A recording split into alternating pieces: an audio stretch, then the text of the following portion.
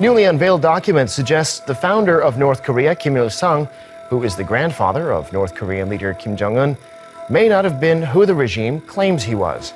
Orphaned as a child, he was said to have killed a fellow student while in high school.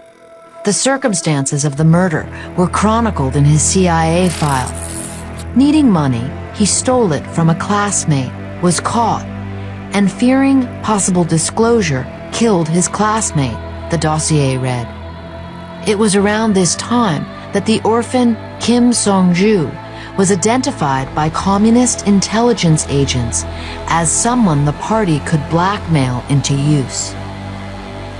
The real Kim Il-sung had been a genuine war hero, a courageous guerrilla fighter who'd battled Japanese invaders in the Paektu mountain regions of Korea during World War II. According to the documents, the real General Kim had disappeared at some point, and Kim Song-ju took over his identity.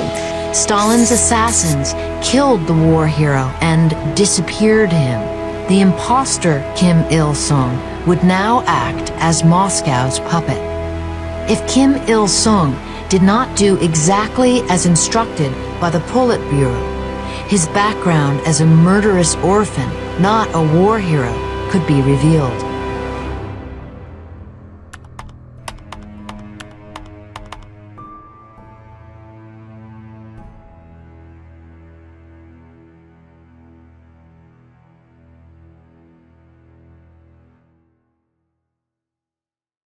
North Korea. It's hard to name a single nation that has ever existed that has isolated itself so much from the rest of the world. So much so that they've even created their own time zone, 30 minutes apart from the rest of the world. Although it came into existence in the modern era, understanding their history and culture is an enigma, with key moments wrapped up in so much innuendo and conflicting accounts that understanding it more than at a surface level is a challenge that can be a daunting task. Trying to sort through conflicting accounts of fact while trying to glean the nuggets of truth buried within.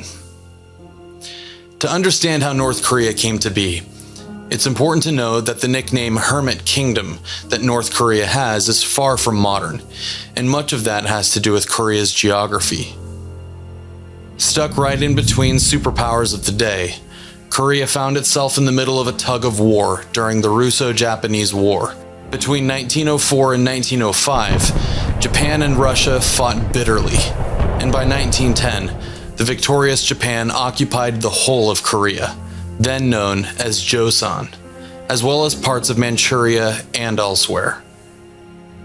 For the last year or so, I've been obsessed with a story about North Korea so explosive that it had the potential to uproot all of modern conventional historical understanding about the events leading up to the founding of one of America's greatest adversaries. And it all started with this single news clip that I found on YouTube. We now know some fascinating new secrets about North Korea's founder Kim Il-sung, grandfather of North Korean leader Kim Jong-un. Voice of America reported this week, citing once confidential CIA documents, that Kim's original name was Kim Song-ju, and he impersonated General Kim Il-sung, a famous anti-Japanese independence fighter of the time. According to the documents, the real General Kim had disappeared at some point, and Kim Song-ju took over his identity. Kim Song-ju moved to Manchuria at 14, unlike the real General Kim, who was studying at a Japanese military academy at that age. And it was revealed Kim Song-ju murdered 2 people before being appointed North Korean leader by Stalin when Kim was 33 years old. The confidential CIA documents were written in September 1949 and reported to the US State Department in December of that year, 6 months before the Korean War started in June 1950. This is a rumor that was far from new, however. The theory of Kim Il-sung being an imposter is found in many historical textbooks, and even both the English and Korean Wikipedia articles, stating that while it is unconfirmed, there seems to be enough historical fact and enough widespread belief in it that it's at least worth mentioning. Although some conspiracy theories are easy to cast aside, there are some rooted in so much historical fact that it's worth taking the time to sort out the truth from the fiction and getting to the bottom of it. So with that in mind, just imagine for a moment that at the end of the American Revolution, the British captured George Washington and replaced him with somebody else. Imagine for a moment that the real George Washington had been interrogated and executed long before the end of the war in a British prison camp, and that the British planted a completely different person that they could influence behind the scenes. What effect would that have on your view of history? For many people on the Korean Peninsula, the idea that the founder of North Korea was not who he said he was is a very real possibility, casting doubt on the legitimacy of the entire Kim dynasty and shifting the perception of much of world history. Now, as we dig into this, I really want to thank Scott Snyder with the Council on Foreign Relations and Bruce Cummings, professor of East Asia Studies at the University of Chicago, who was referred to me when I reached out to several historians and experts. The conspiracy theory of whether Kim Il-sung was an imposter with stolen identity is a topic that not very many people have very much knowledge about, even in academia apparently, as many historians I spoke with weren't even familiar enough with this topic to even have any insight to give me. However, when I spoke to Bruce Cummings, he told me I evidently had pretty great timing because he's currently one of the peer reviewers on an upcoming academic paper, and he gave me early access to this paper alongside his notes for the authors. And a good amount of the information that I was able to get to make this video and tell this story is really all thanks to Bruce Cummings' willingness to share an advanced copy of this crucial piece of academic research that made this video possible. I've actually been researching this topic for the better part of a year, so I really appreciate their help.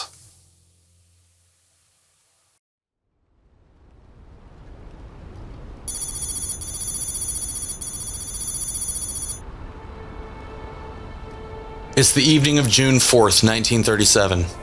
Germany has nearly completed construction on the Buchenwald concentration camp. The world is reeling from the news of the Hindenburg disaster. God, not quite to the mooring mast. All the humanity and all the passengers screaming around it. And all eyes are transfixed with news of Amelia Earhart's flight around the globe. So it'll come as no surprise that much of the Western world is oblivious to an historic event about to take place tonight that will receive almost no mention in the Western press. In the small logging village of Pochanbo in Japanese-occupied Korea, a small detachment of around 33 Japanese soldiers have the village guarded and locked down. For almost 2 decades, Koreans have seen the brutality and violence of the Japanese occupiers. Tonight is like any other night, and the Japanese soldiers have no reason to be suspicious or on high alert. Then, at 10 p.m., a shot rings out in the air. The revolution has begun. The 33 Japanese soldiers are quickly overrun as nearly 200 guerrilla fighters come out of the darkness like a terrible storm. By the end of the fighting, the Korean resistance is victorious and shows the rest of Korea that they can fight back. A rousing speech is given at the end of the battle, inspiring new recruits to take up arms and join the revolution. The speech is given by a brash and passionate 25-year-old resistance fighter named Kim Song-ju. Although for the past 2 years, his comrades have begun calling him by a nom de guerre, Kim Il-sung.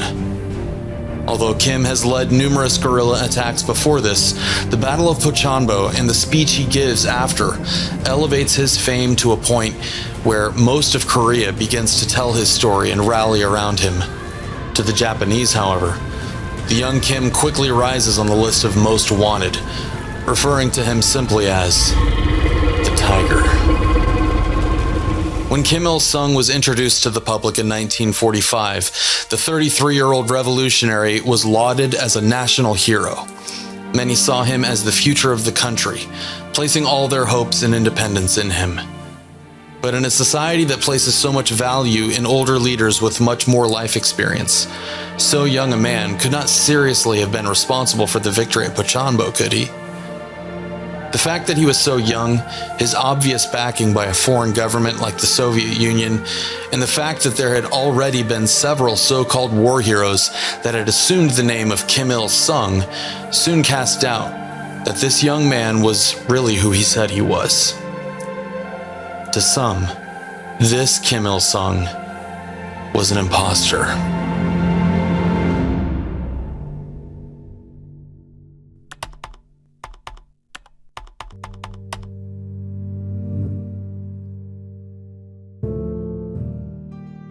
The name Kim Il-sung today is tied exclusively to the founder of North Korea, but as we peel back the layers of history, there are actually several prominent Koreans in the anti-Japanese resistance movement that had either been born with or had adopted the name Kim Il-sung as a nom de guerre. Having multiple people with the name of Kim Il-sung adds layers of complexity and confusion to this, but it's a critical piece of the puzzle that we're going to try and put together today. So to keep this as simple as we can, we're going to mostly talk about just two. The Kim Il-sung that we're most familiar with, and the one briefly mentioned in the introduction, Kim Kyung-chong. Central to unraveling this mystery to determine the veracity comes when we research the historical record and analyze the life stories of these two men. Although we're most familiar with Kim Song-ju, the one who became the founder of North Korea, to the Koreans of the time, one of the most well-known was a man by the name of Kim Kyung-chon, an intelligent, well-connected young boy born into a wealthy nobility class known as the Yangban. Kyung-chon was selected as part of a military outreach and indoctrination program by the Japanese occupiers to attend the Japanese Military Academy. The Empire of Japan had selected him to be a part of a state-sponsored exchange student program at the Yuxo School, a Japanese Imperial Army academy, as part of its influence campaign to tighten their control over the Korean peninsula. The idea was that Japan would give Koreans from prominent families an education, and then they would be enlisted into the Japanese Imperial Army. Kim's marks in school were extremely impressive, scoring so high that he was gaining the attention of prominent Japanese leadership. Out of the hundreds of Koreans the Japanese brought in as state-sponsored exchange students, Kim was the only one to have completed both high school and university courses, and was on the cusp of graduating.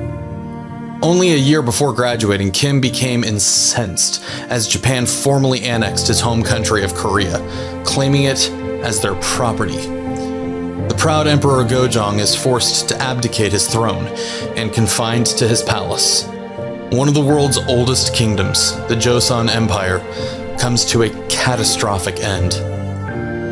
The outrage of the defeated and powerless Koreans seems almost unbearable, and Kim Kyung-chon, still consumed with his studies at the Japanese Military Academy, vows to never serve in the Japanese army. Serving in the Japanese military was expected from all Japanese graduates, but as Kim was an international student, also thought to be the only Korean in his entire graduating class, it wasn't seen as a requirement in his case. However, news that the top student of the prestigious academy refused to serve traveled fast and sent shockwaves through the Japanese aristocracy. Japan saw this as a great dishonor and were willing to go to great lengths to change his mind. So, the Japanese sent their appointed provisional governor of Joseon, a man by the name of Terauchi Masatake, to personally persuade or compel Kim to choose otherwise. In a diary supposedly written by Kim that was unearthed in 2005, the following passage recounts the exchange between Kim and Governor Masatake sent to persuade him. The governor issued an ultimatum to the young Kim on the cusp of graduating, saying, "If you want to wage a war for independence, you can do it without a 6-year diploma."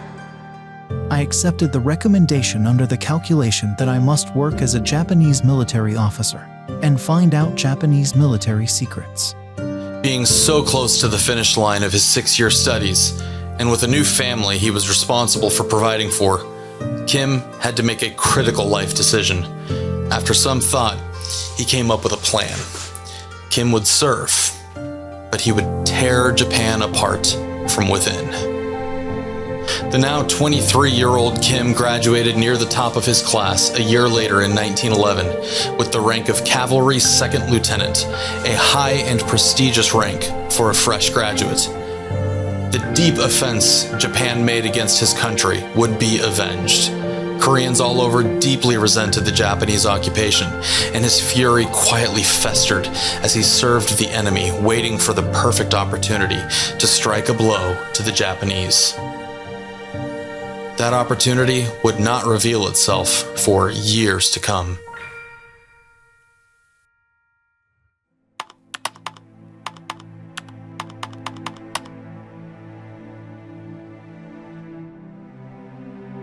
It's now March 1st, 1919.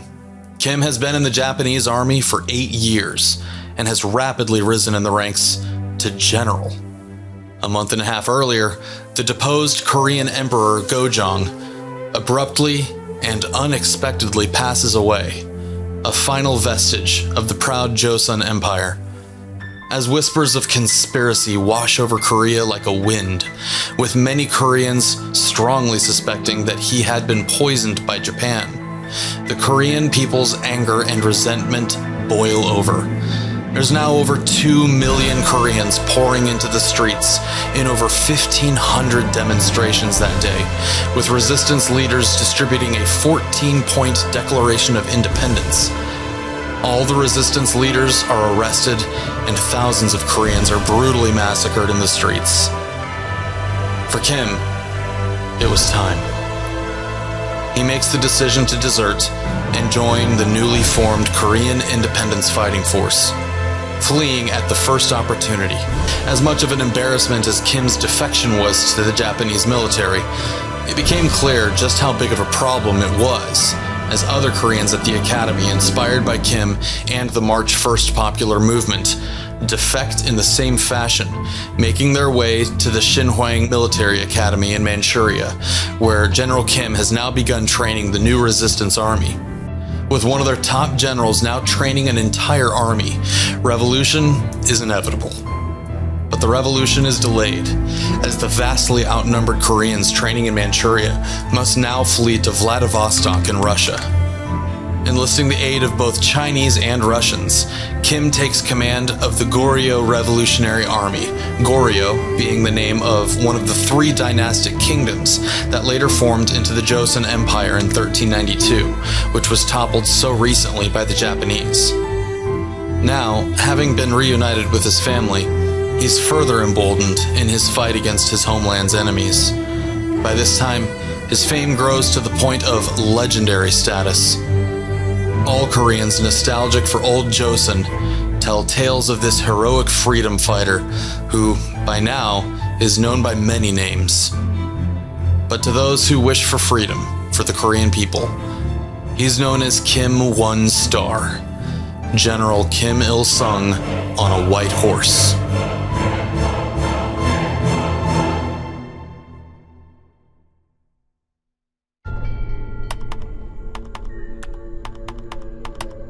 Around this time, the man that the world would later know as Kim Il-sung, the totalitarian dictator of North Korea, could not be a more opposite character in this story from who he would end up turning out to be.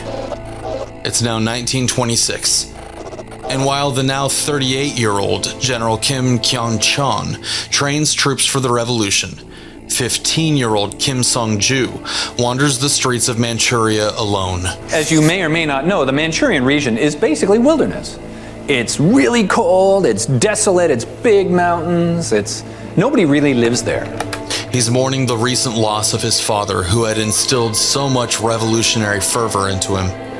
With his mother overcome with grief and depression, unable to take care of him, he now wanders the streets of Manchuria with no meaning or purpose.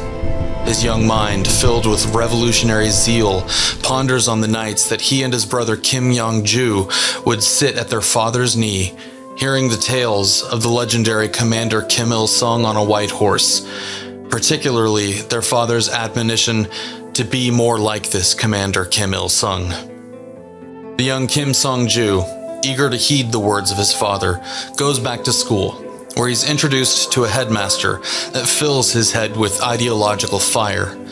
It's said that although he already held communist ideals, it was at this time that he became a full Marxist-Leninist, banding together with others to form the ragtag group of rebels with the not-so-subtle name of the Down with Imperialism Union. While it's not known, with certainty anyway, that Kim Sung-ju was a founding member, the Future Workers' Party of Korea is said to have planted its roots right here in this fragile, loose organization of teenage minds.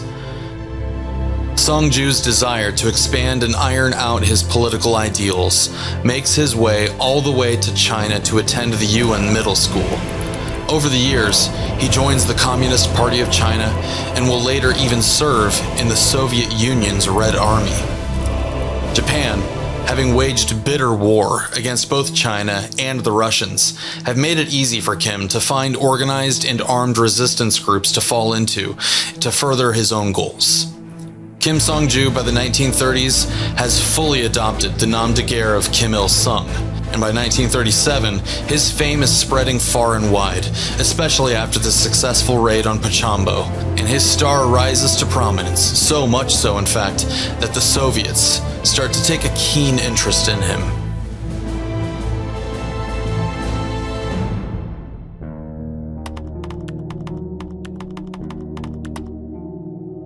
Like many Koreans fighting for independence, both Kim Sung-ju and Kim Kyon-chon were fighting in the struggle against Japan further and further from their original homeland. Sung-ju particularly has been embedded with his Chinese comrades for so long that his native language of Korean is now a struggle, since he now hardly communicates with anyone in anything but Chinese, due to Soviet paranoia of Koreans serving as Chinese spies.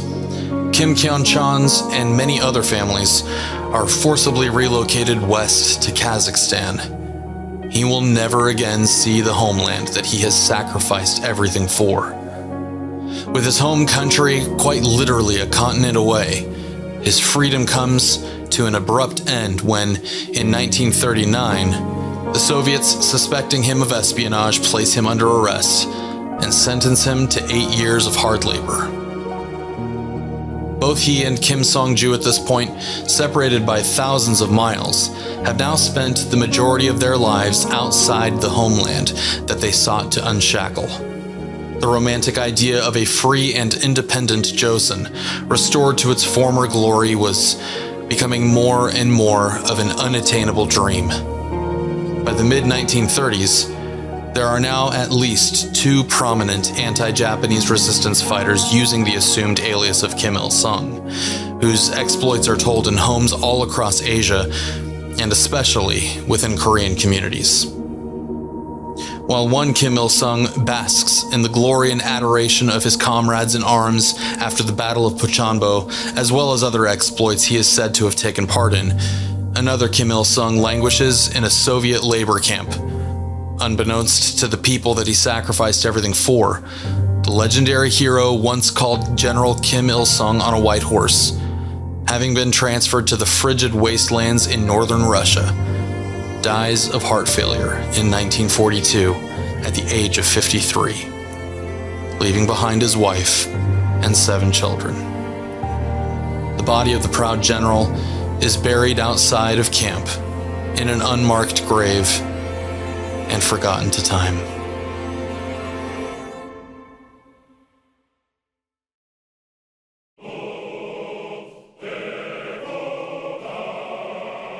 But with the unceremonious end to one Kim Il-sung,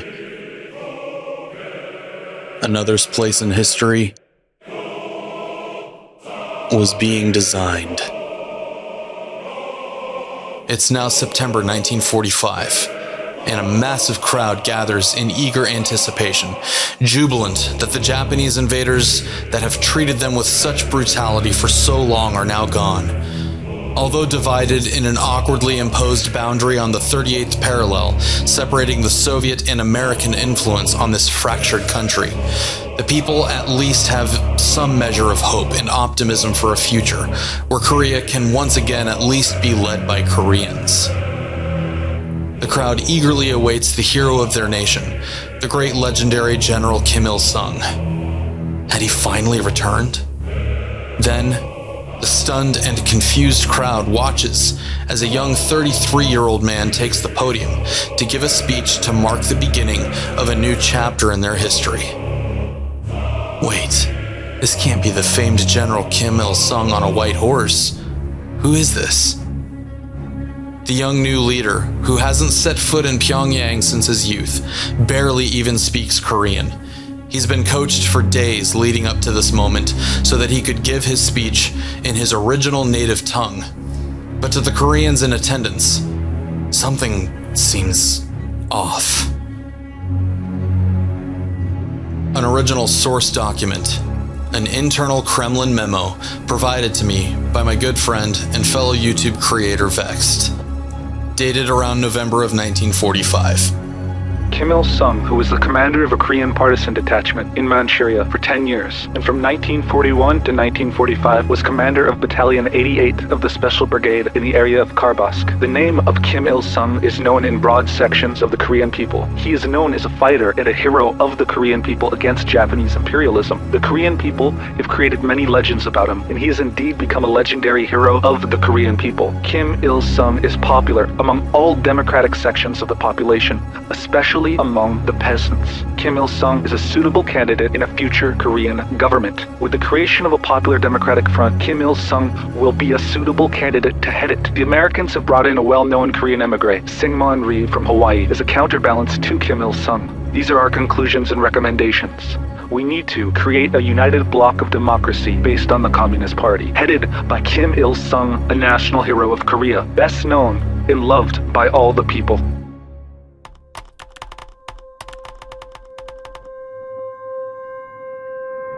So as we can see from this document, one of probably many others in the old USSR archives, Stalin clearly had plans for Kim Il-sung.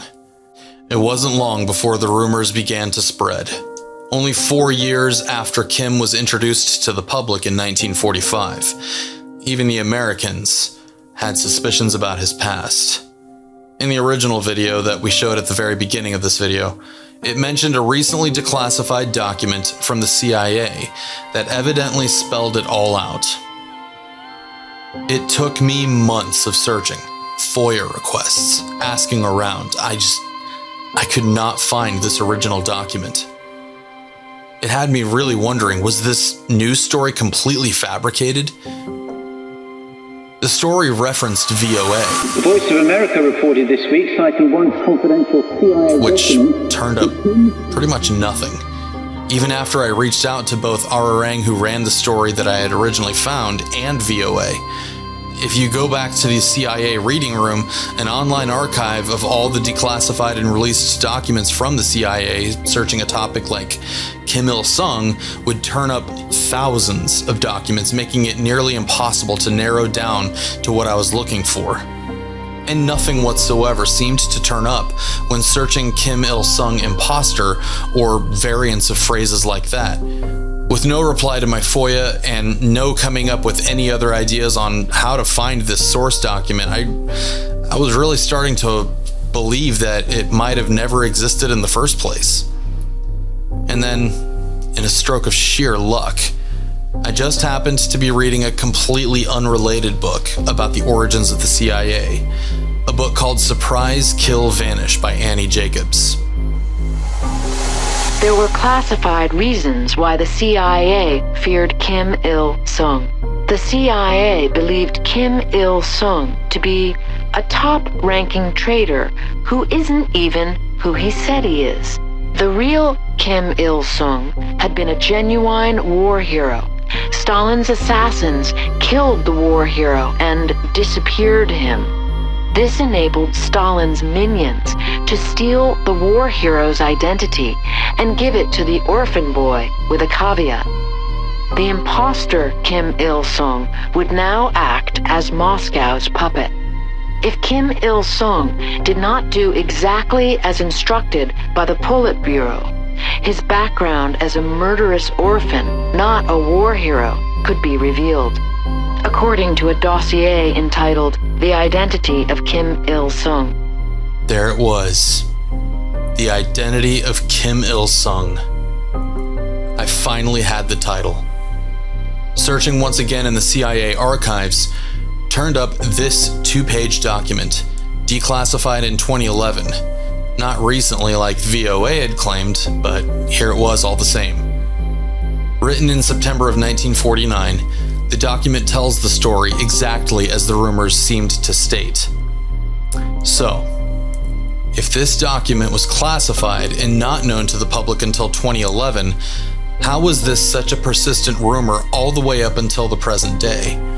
Wasn't this sensitive secret information subject to prosecution and jail time for violating the Espionage Act as it's stated here? Okay, so it's going to be really important to note that in this document, if you look right up at the beginning, there's a big stamp and it says, "This is unevaluated information." This was raw intelligence. The CIA had no idea if what they had was even true at all. Not only that, if you look at where the CIA said the source came from, they just list a magazine that was published in South Korea at the time. So they literally seemed to write up an intelligence report based on a local magazine available to the public, and then classified it as top secret, and then filed it away as if they'd found something. So, yeah, I have a few questions on how quoting from a Korean magazine that's available to the public could ever be a breach of national security or find me in violation of the Espionage Act, as this scary looking stamp says in the document. Especially given the fact that, like I said, all of this came from a public source. But anyway, how did so many people start to believe that Kim Il-sung was in fact a murderous orphan and an imposter who stole the identity of another man before ascending to become dictator of North Korea? And this is really where we get to the heart of what this entire topic is truly about to me when I look into it.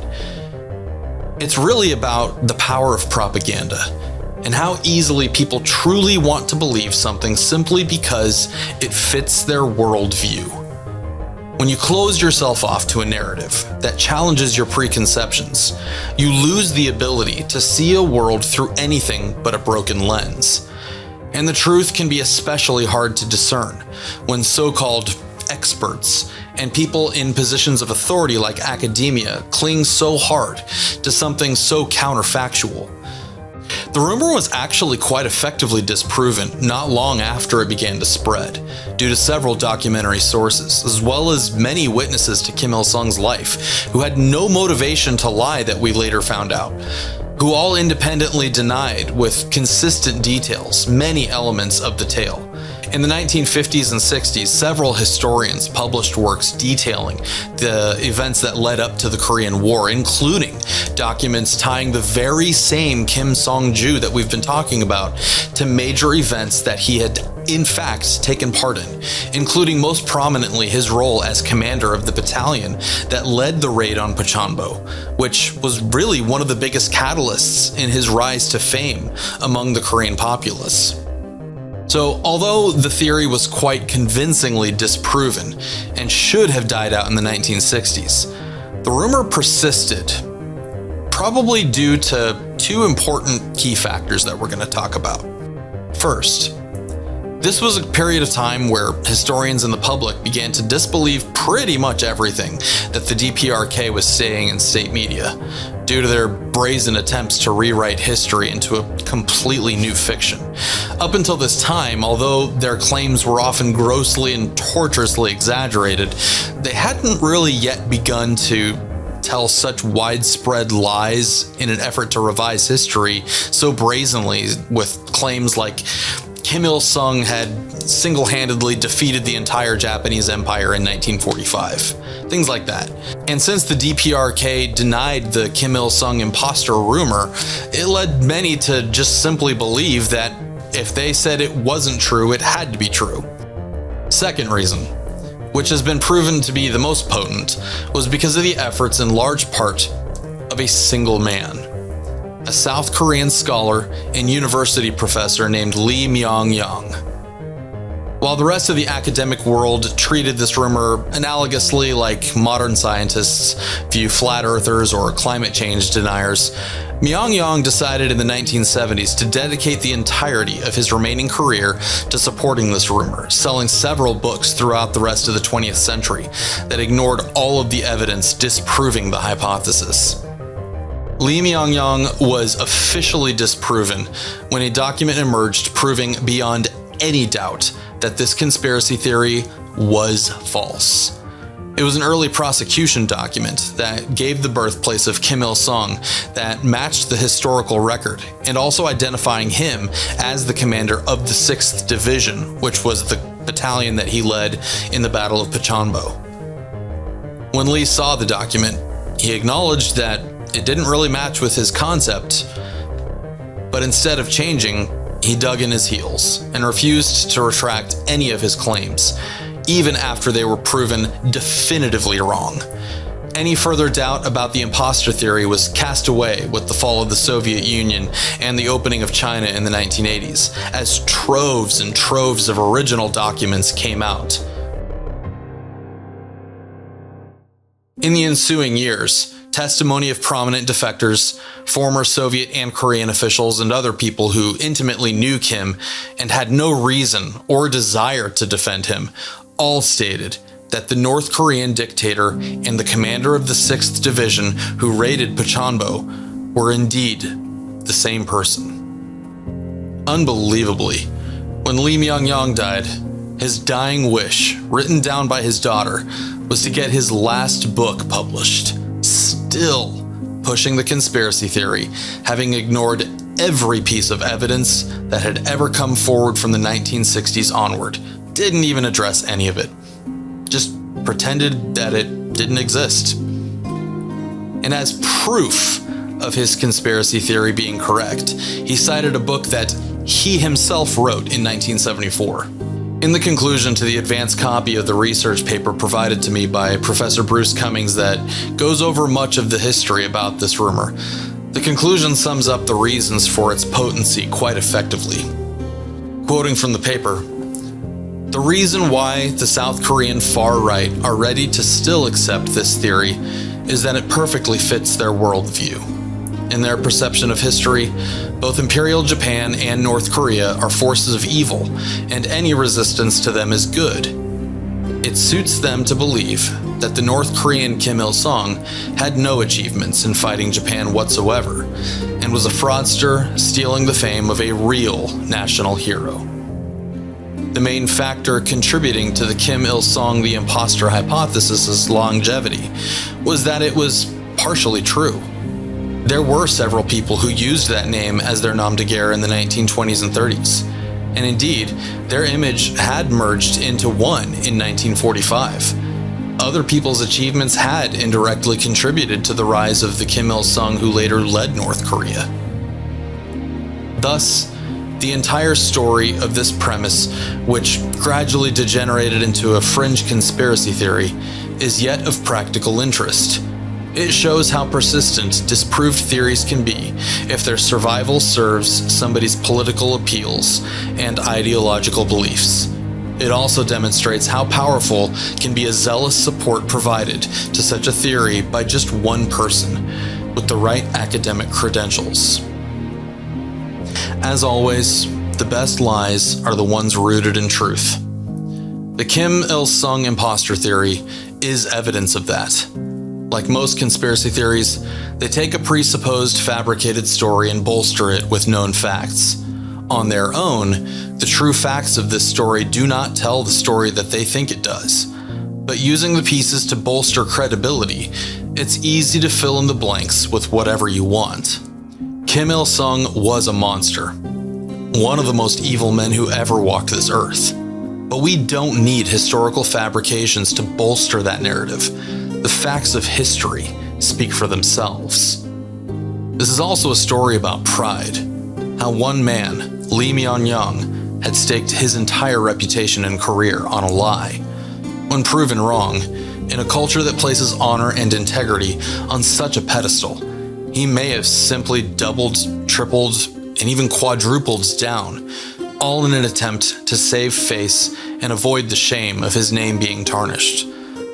And since he was still able to sell books all the way up until his death in 2000, gives you kind of a clue, I think, into one of probably several motivations that he had for continuing the lie. As long as he told people what they wanted to hear, he could continue to sell books, milking every shred of credibility he had gained all his life, all the way up until that moment. Conspiracy theories and historical fabrications are certainly not unique to South Korea. We want to hear and believe stories that satisfy our worldview. When we hear something that challenges us, we sometimes lack the ability to accept it. We get angry, we get defensive. And why do we do that? Because if we're wrong about one thing, what about other things? I mean, you've made it this far in life believing exactly what you believe. And as far as you know, it's served you well. But what if it hasn't? What if you're comfortable because the poison you drink has kept you lethargic? What if you have to believe what you believe because if you're wrong, that means you have to change. Not just change your position on something, but actually make a change in your habits or your lifestyle. Isn't it easier to be comfortable? Isn't it fun to be angry? You tried to do the FBI, didn't work. Isn't it fun to feel outrage? I let down my friends. I let down the country. If you feel outraged, I'm so sorry. if you tweeted how you felt, you feel like you've accomplished something, like you want to show off how well read you are, further fueling your own pride and self-image. When the waters are this muddy, you can never see how deep it goes. And getting the mud out of the water to make it clear takes a whole lot of effort and a lot of work. But that dark water can become clear. And out of the darkness, we can all find light. But for now, this is NightDocs, signing off.